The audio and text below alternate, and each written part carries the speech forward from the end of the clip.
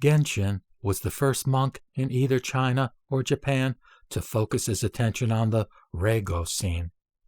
A discussion of Reigo forms an entire section of his Ojo Yoshu in 985.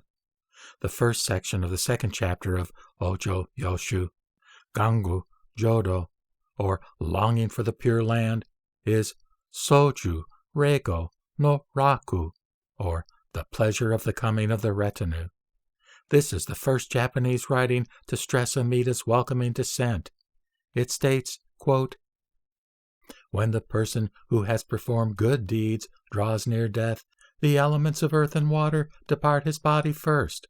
His movements are slow and peaceful, and he does not suffer. How much more, then, will the person who has accumulated merit from the Nembutsu, and for many years has given his heart over to Amida's Pure Land, spontaneously be born with great joy in the Pure Land? Therefore, Amida Nairai, by means of his primary vow, with various bodhisattvas and a gathering of 100,000 monks, emits a great light and appears clearly before the eyes of the person about to die.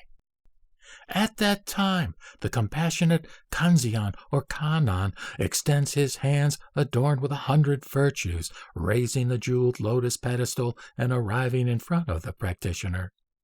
At the same time, Saishi, with a numberless multitude of holy beings, offers praise and takes the practitioner's hands, welcoming him.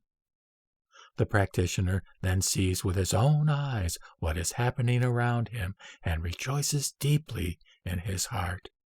His heart and mind are at peace, as though he were in a state of meditation. When, in his humble hut, he closes his eyes, he finds that he is sitting on the lotus pedestal. He follows behind Amida Buddha among the bodhisattvas, and in one moment he has attained birth in the land of supreme bliss in the western direction. The pleasure of living 100,000,000 thousands of years in the Tori heaven, and the pleasure of deep meditation in the palace of the Bon heaven, and other pleasures as well, still do not measure up to this pleasure. This is because, in those cases, transmigration continues, and one has not escaped the suffering in the three evil paths. However, having been granted the jeweled lotus pedestal by the hands of Kannon, one forever crosses the ocean of suffering, and for the first time is born in the Pure Land. Words cannot express the joy in one's heart at this time. As the Bodhisattva Nagarjuna said, "If a person plants good roots, yet harbors doubts, then the lotus in which he has been born will not open. For the person of pure faith, however, the flower will open, and he will see the Buddha." Close quote. Nor is this the only portion of Ojo Yoshu that addresses Reigo. The Rinju Gyogi, or deathbed ritual section, refers to Reigo several times.